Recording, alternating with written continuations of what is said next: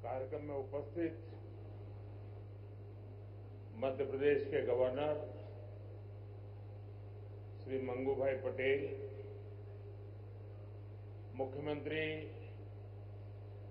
श्री मोहन यादव जी, अन्य सभी महानुभाव, देवी और सज्जनों, सबसे पहले तो मुझे यहां आने में विलंब हुआ, इसके लिए आप सबकी क्षमा चाहता हूं। विलंब इसलिए हुआ क्योंकि कल जब मैं यहां पहुंचा तो एक बात ध्यान में आई कि आज 10वीं और 12वीं के छात्रों की एग्जाम है और उसका समय और मेरा राजभवन से निकलने का समय क्लैश हो रहा था और उसके कारण संभावना थी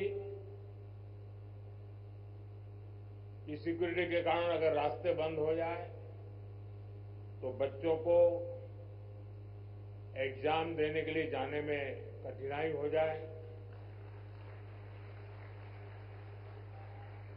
और ये कठिनाई न हो, बच्चे सब एक बार अपने एग्जामिनेशन सेंटर पर पहुंच जाए, उसके बाद ही मैं राजभवन से निकलूं, ऐसा मैंने सोचा। उसके कारण मैंने निकलने में ही 15-20 मिनट लेट कर दिया और उसके कारण आप लोगों को जो असुविधा हुई, इसके लिए मैं फिर से एक बार क्षमा मांगता हूं। साथियों, राजा भोज की इस पावन नगरी में आप सभी का स्वागत करना मेरे लिए गर्व की बात है।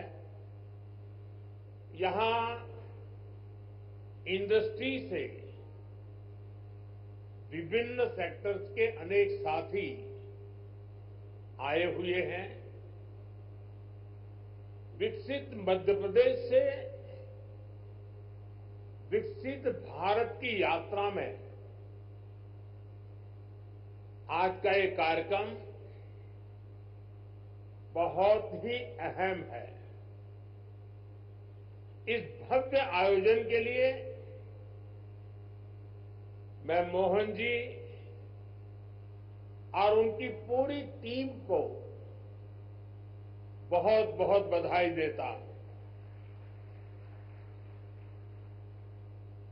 साथियों, भारत के इतिहास में ऐसा अवसर पहली बार आया है जब पूरी दुनिया भारत के लिए इतनी ऑप्टिमिस्टिक है।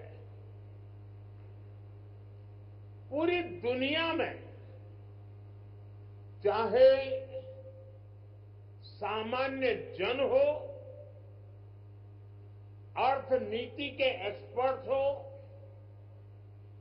विभिन्न देश हो या फिर इंस्टीट्यूशन, सभी को भारत से बहुत आशाएं हैं।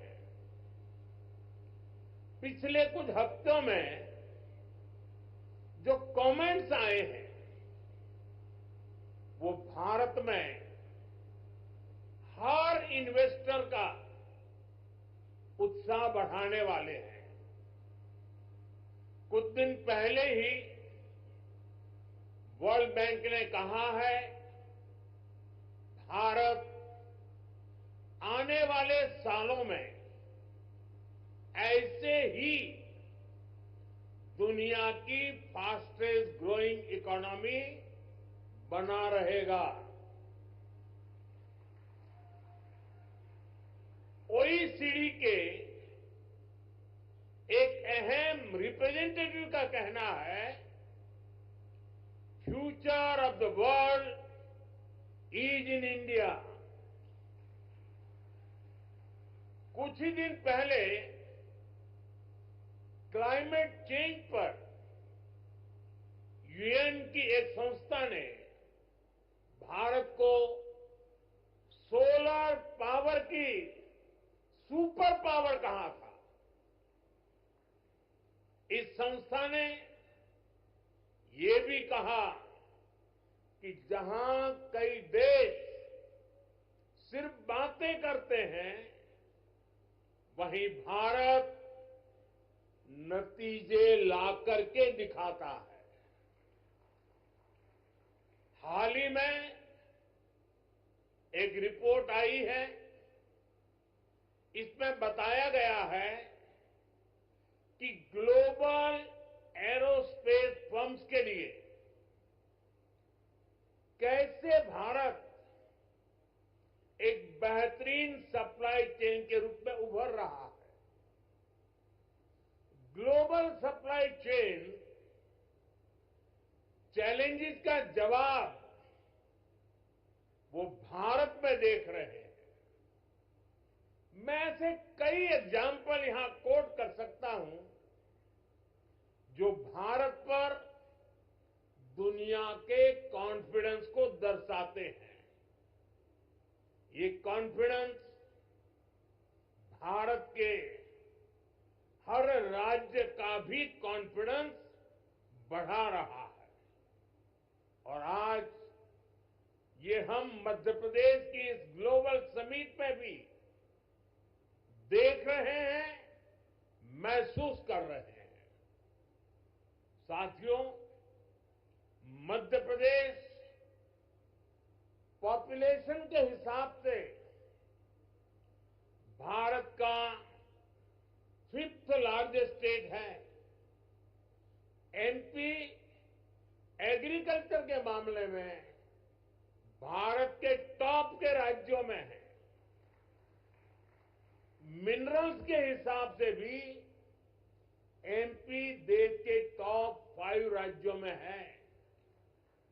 एमपी को जीवनदायिनी मां नर्मदा का आशीर्वाद भी प्राप्त है।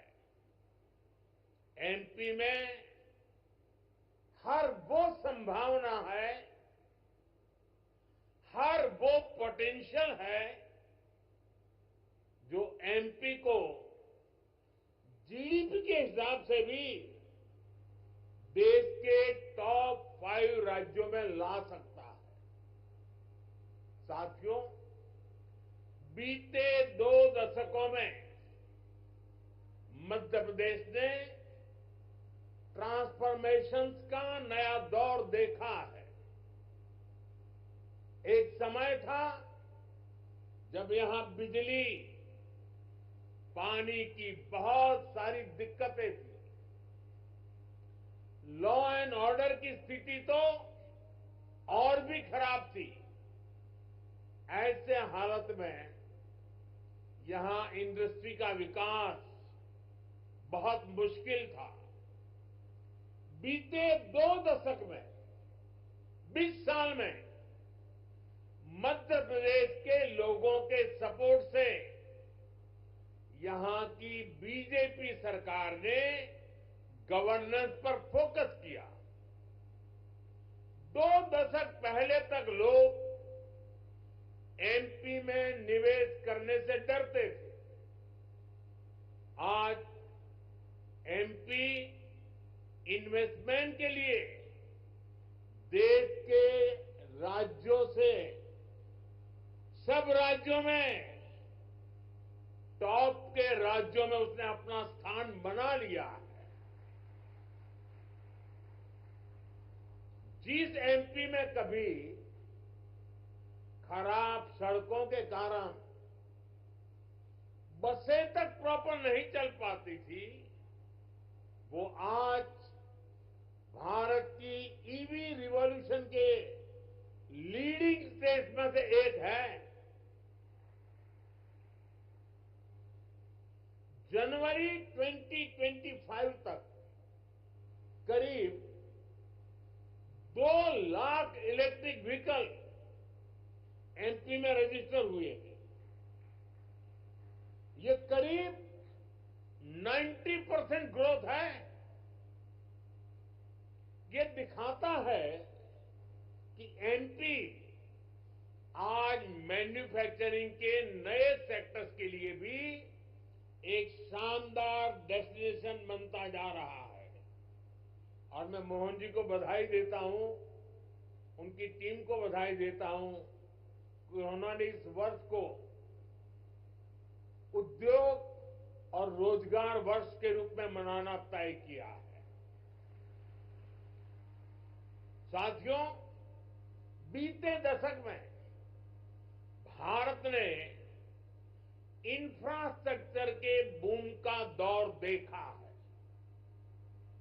मैं कह सकता हूं, इसका बहुत बड़ा फायदा एमपी को मिला है। दिल्ली मुंबई एक्सप्रेसवे जो देश के दो बड़े शहरों को जोड़ रहा है, उसका बड़ा हिस्सा एमपी से ही होकर गुजरता है। यानी एक तरफ एमपी को मुंबई के पोर्ट्स के लिए तेज कनेक्टिविटी मिल रहे हैं, दूसरी तरफ नॉर्थ इंडिया के मार्केट को भी ये कनेक्ट कर रहा है। आज मध्य प्रदेश में 5 लाख किलोमीटर से अधिक का रोड नेटवर्क है। एमपी के इंडस्ट्रियल कॉरिडोर्स मॉडर्न एक्सप्रेसवे से जुड़ रहे हैं। यानी एमपी में लॉजिस्टिक्स से जुड़े सेक्टर की तेज ग्रोथ तय है। साथियों, एयर कनेक्टिविटी की बात करें तो यहां ग्वालियर और जबलपुर एयरपोर्ट के टर्मिनल्स को भी एक्सपांड किया गया है। और हम यही नहीं रुके हैं। एमपी का जो एक बड़ा रेल नेटवर्क है, उसको भी मॉडर्नाइज किया जा रहा है। एमपी में रेल नेटवर्क का 100% इलेक्ट्रिफिकेशन किया जा चुका है। भोपाल के रानी कमलापति रेलवे स्टेशन की तस्वीरें आज भी सबका मन मोह लेती है। इसी तर्ज पर एमपी के 80 रेलवे स्टेशनों को अमृत भारत स्टेशन स्कीम के तहत मॉडर्न बनाया जा रहा है। साथियों, बीता दशक भारत के लिए एनर्जी सेक्टर की अनप्रेसिडेंटेड ग्रोथ का रहा है। खासतौर पर ग्रीन एनर्जी को लेकर भारत ने वो कर दिखाया है जिसकी कल्पना तक मुश्किल थी। बीते 10 वर्षों में करीब $70 बिलियन यानी 5 ट्रिलियन रुपये से अधिक रिन्यूएबल एनर्जी सेक्टर में ही इन्वेस्ट हुआ है। इससे पिछले साल ही क्लीन एनर्जी स्पेस में 10 लाख से अधिक जॉब बनी है। एनर्जी सेक्टर के इस बूम का भी एमपी को बहुत लाभ मिला है। आज एमपी पावर सरप्लस है। यहां करीब 31,000 मेगावाट पावर जनरेशन कैपेसिटी है, जिसमें से 30% क्लीन एनर्जी है। रीवा सोलर पार्क देश के सबसे बड़े पार्क में से एक है। अभी कुछ दिन पहले ही ओमकारेश्वर में फ्लोटिंग सोलर प्लांट भी शुरू हुआ है। सरकार द्वारा बिनार रिफाइनरी पेट्रोकेमिकल कॉम्प्लेक्स पर करीब 50,000 करोड़ रुपए का इन्वेस्टमेंट किया गया है। ये मध्य प्रदेश को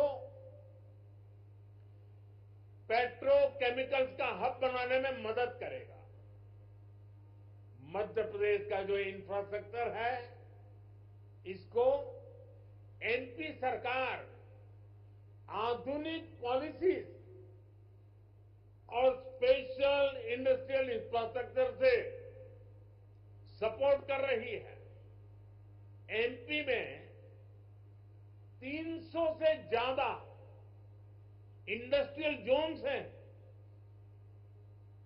पीथमपुर, रतलाम और देवास में हजारों एकड़ के इन्वेस्टमेंट जोन्स भी डेवलप किए जा रहे हैं। यानी आप सभी इन्वेस्टर्स के लिए यहां बेहतर रिटर्न की अपार संभावनाएं हैं। साथियों, हम सभी जानते हैं कि औद्योगिक विकास के लिए वाटर सिक्योरिटी होना कितना जरूरी है। इसके लिए एक तरफ वाटर कंजर्वेशन पर बल दे रहे हैं, दूसरी तरफ हम रिवर इंटरलिंकिंग का मेगा मिशन लेकर भी आगे बढ़ रहे हैं। मध्य प्रदेश की खेती, यहां की इंडस्ट्री इसकी बहुत बड़ी बेनिफिशियरी है। हाल में ही 45,000 करोड़ रुपए के Ken Betwa river interlinking project पर काम शुरू हुआ है। इससे करीब 10 लाख हेक्टेयर एग्रीकल्चर लैंड की प्रोडक्टिविटी बढ़ेगी। इससे एमपी में वाटर मैनेजमेंट को भी नई ताकत मिलेगी। ऐसी सुविधाओं से फूड प्रोसेसिंग, एग्रो इंडस्ट्री और टेक्सटाइल सेक्टर में बहुत बड़ा पोटेंशियल अनलॉक होगा। साथियों, एमपी में डबल इंजन सरकार बनने के बाद विकास की गति भी जैसे डबल हो गई है। केंद्र सरकार कंधे से कंधा मिलाकर एमपी के विकास में, देश के विकास में जुटी है। चुनाव के समय मैंने कहा था कि अपने तीसरे टर्म में हम 3 गुना तेजी से काम करेंगे। ये स्पीड हम साल 2025 के पहले 50 दिनों में भी देख रहे हैं। इसी महीने हमारा बजट आया है। इस बजट में भारत की ग्रोथ के हर कैटलिस्ट को हमने एनर्जाइज किया है। हमारा मिडिल क्लास सबसे बड़ा टैक्स पेयर भी है। ये सर्विस और मैन्युफैक्चरिंग के लिए डिमांड भी क्रिएट करता है। इस बजट में मिडिल क्लास को एम्पावर करने के लिए अनेक कदम उठाए गए हैं। हमने 12 लाख रुपए तक की इनकम को टैक्स फ्री किया है।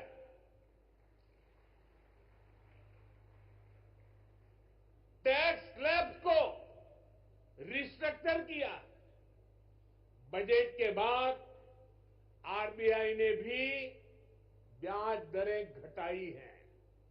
साथियों, बजट में लोकल सप्लाई चेन के निर्माण पर बल दिया गया है ताकि मैन्युफैक्चरिंग में हम पूरी तरह से आत्मनिर्भर हो सके। एक समय था जब एमएसएमई के सामर्थ्य को पहले की सरकारों ने सीमित करके रखा था। इसके कारण भारत में लोकल सप्लाई चेन उस लेवल पर विकसित नहीं हो पाई। आज हम प्रायोरिटी प्रायोरिटी के आधार पर MSME led local supply chain का निर्माण कर रहे हैं। इसके लिए एमएसएमई की डेफिनेशन को और सुधारा गया है।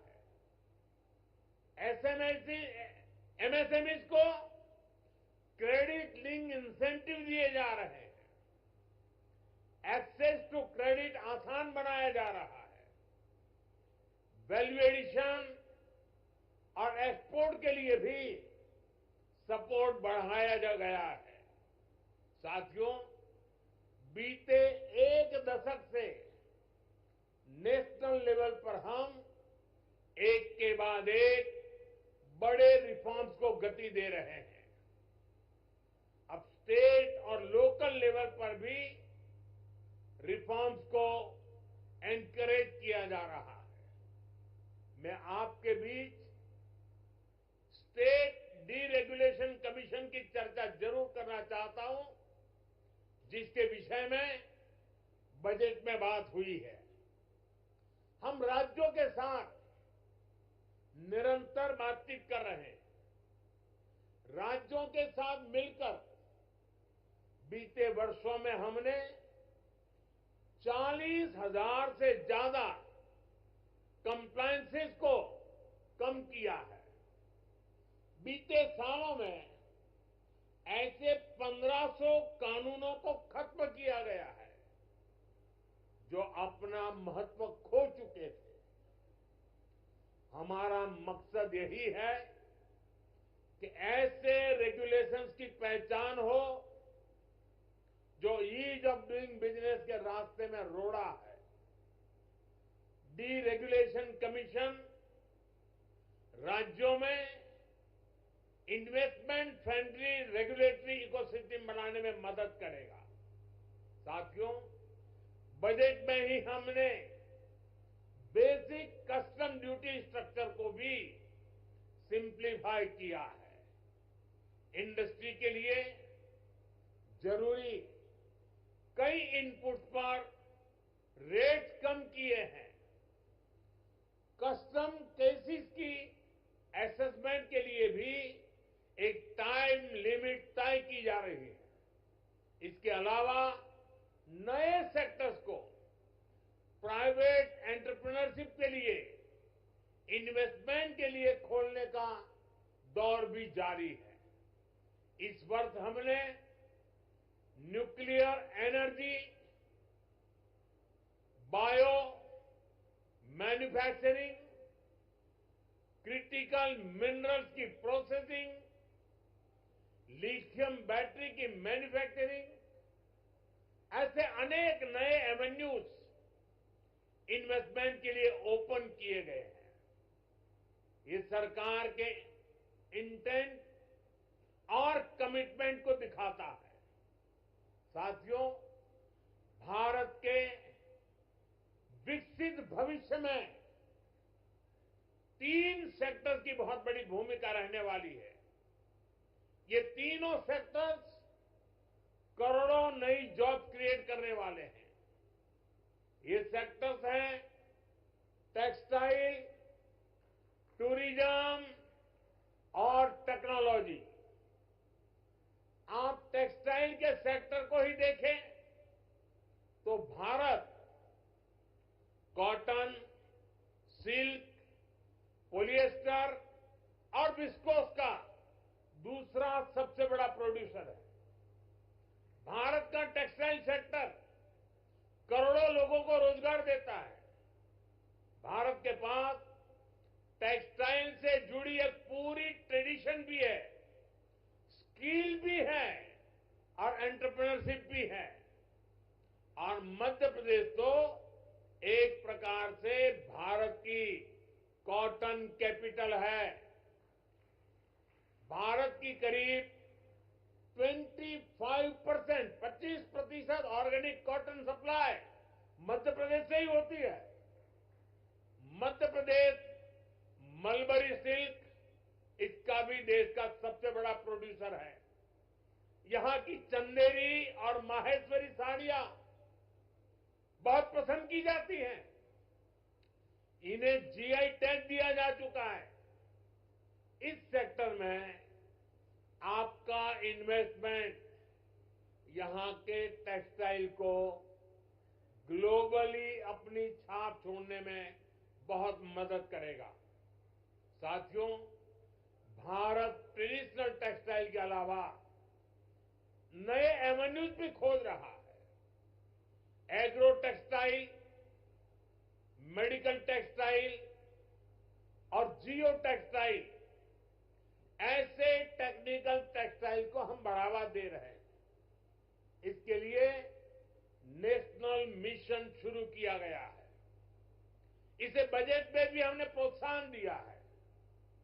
आप सभी सरकार की पीएम मित्र स्कीम से भी परिचित हैं। देश में टेक्सटाइल सेक्टर के लिए ही 7 बड़े टेक्सटाइल पार्क बनाए जा रहे हैं। इनमें से एक मध्य प्रदेश में भी बन रहा है। ये टेक्सटाइल सेक्टर की ग्रोथ को नई बुलंदी देने वाला है। मेरा आग्रह है कि आप टेक्सटाइल सेक्टर के लिए घोषित पीएलआई स्कीम का भी जरूर फायदा उठाएं। साथियों, टेक्सटाइल की तरह ही भारत अपने टूरिज्म सेक्टर में भी नए आयाम जोड़ रहा है। कभी एमपी टूरिज्म का एक कैंपेन होता था, एमपी अजब भी है, सबसे गजब भी है। जहां एमपी में नर्मदा जी के आसपास के स्थानों का, आदिवासी क्षेत्रों में टूरिज्म इंफ्रास्ट्रक्चर का बहुत अधिक विकास हुआ है। यहां कितने ही सारे नेशनल पार्क्स हैं। यहां हेल्थ एंड वेलनेस से जुड़े टूरिज्म के लिए भी अपार संभावनाएं हैं। हील इन इंडिया, इसका मंत्र दुनिया को पसंद आ रहा है। हेल्थ एंड वेलनेस के क्षेत्र में भी इन्वेस्टमेंट के लिए अपॉर्चुनिटीज लगातार बढ़ रही है। इसलिए हमारी सरकार इसमें पब्लिक प्राइवेट पार्टनरशिप को एनकरेज कर रही है। भारत की ट्रेडिशनल ट्रीटमेंट को, आयुष को भी बहुत बड़े लेवल पर प्रमोट किया जा रहा है। हम स्पेशल आयुष वीजा भी दे रहे हैं। इन सभी से एमपी को भी बहुत फायदा मिलने वाला है। वैसा साथियों, आप यहां आए हैं तो उज्जैन में महाकाल महालोक देखने जरूर जाएं। आपको महाकाल का आशीर्वाद भी मिलेगा और देश टूरिज्म और हॉस्पिटैलिटी सेक्टर को कैसे एक्सपांड कर रहा है, इसका अनुभव भी मिलेगा। साथियों, मैंने लाल किले से कहा है, यही समय है, सही समय है आपके लिए एमपी में इन्वेस्टमेंट करने और इन्वेस्टमेंट बढ़ाने का भी यही सही समय है। एक बार फिर आप सभी को बहुत बहुत शुभकामनाएं, बहुत बहुत धन्यवाद।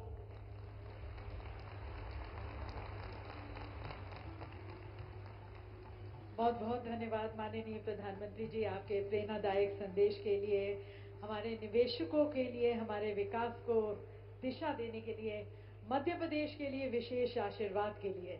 आपके नेतृत्व दृष्टिकोण ने न केवल भारत को बल्कि हमारे मध्य प्रदेश के उज्जवल भविष्य की नई दिशा निर्धारित की है। देवी सज्जनों, एक बार जोरदार तालियों के साथ अपने पंत प्रधान का, अपने प्रिय प्रधानमंत्री जी का, अपने मार्गदर्शक का आभार व्यक्त करते हैं।